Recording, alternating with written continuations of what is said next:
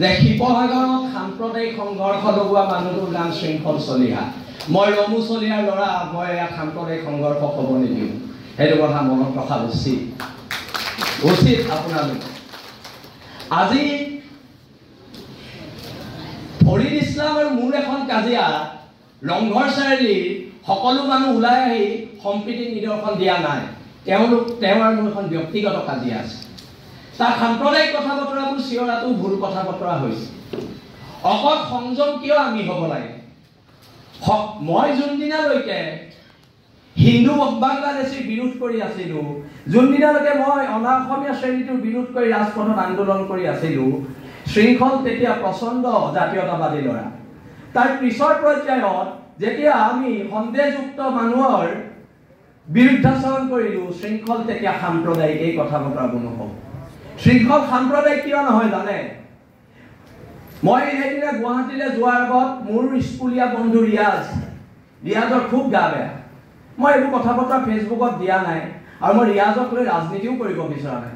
ৰিয়াজক ডিব্ৰুগড় মেডিকেলৰ প্ৰিন্সিপালৰ লগত কথা পাতি মই নিজৰ পইচাৰে এম্বুলেন্স ঠিক কৰি দি ৰিয়াজক মই নিজেই দাঙি এম্বুলেন্সত তুলি ডিব্ৰুগড় মেডিকেলত পঠিয়াইহে মই গুৱাহাটীলৈ গৈছোঁ।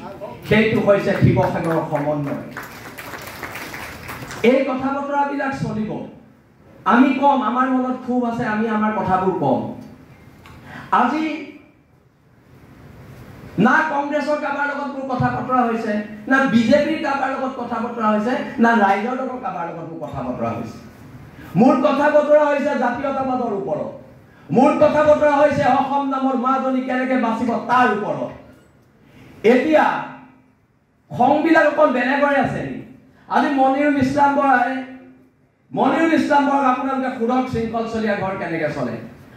আজি যদি শিৱসাগৰ বিধায়কজনে কয় মই হিমন্ত বিশ্ব শৰ্মাৰ পৰা পইচা লৈছোঁ, নিশ্চয়কৈ মোৰ ঘৰৰ মানুহৰ গাত লাগিব, মোৰ গাত লাগিব।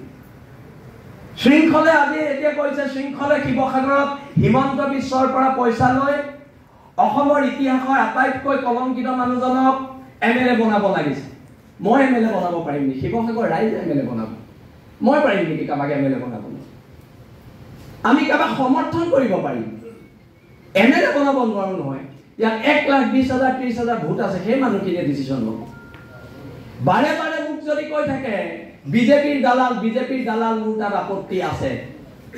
শৃংখল চলিহাই বিজেপিও নকৰে, কংগ্ৰেছো নকৰে। আমি জাতীয়তাবাদৰ কেঁচা তেজ খাই ইয়াত আছো। আমি ধৰ্মৰ আফিম খাই বহি থকা নাই। না মই হিন্দু, না মই মুছলমান, মই অসমৰ খিলঞ্জীয়া স্বাভিমানী অসমীয়া।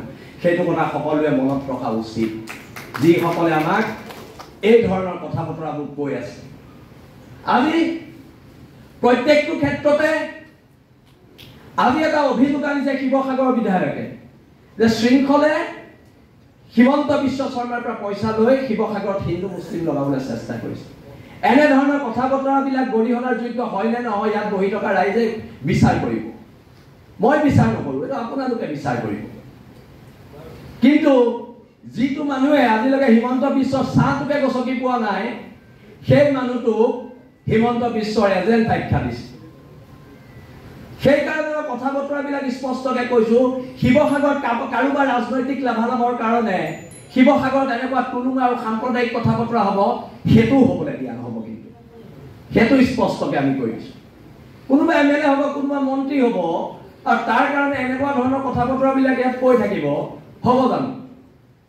সেই কথা বতৰাবিলাকো কিন্তু নহ'ব।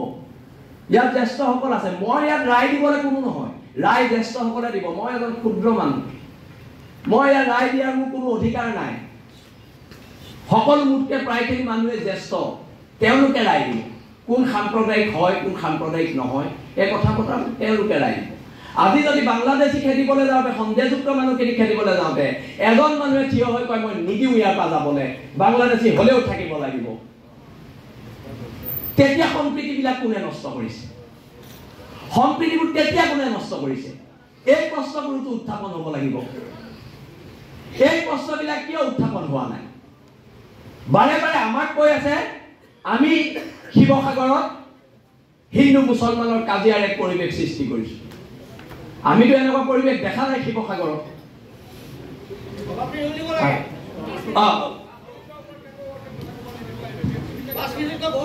আৰু অনাগত দিনত এখন ঐক্যবদ্ধ সংগ্ৰামেৰে জাতি বাতি ভেটিৰ স্বাৰ্থত আমি সকলো খিলঞ্জীয়া মানুহ একত্ৰিত হ'ব লাগিব আৰু খিলঞ্জীয়া মানুহ একত্ৰিত হৈ চাউলুং চুকাফাৰ আদৰ্শৰে যি চাউলুং চুকাফাই সাংস্কৃতিক জাতীয়তাবাদৰ ভেটি গঢ়ি গৈছিলে সেই সমন্বয় ভেটিৰে আমি আগবাঢ়ি শিৱসাগৰ ৰক্ষা কৰিব লাগিব, শিৱসাগৰ জনগাঁথনি ৰক্ষা কৰিব লাগিব। ধন্যবাদ। জয় অসম।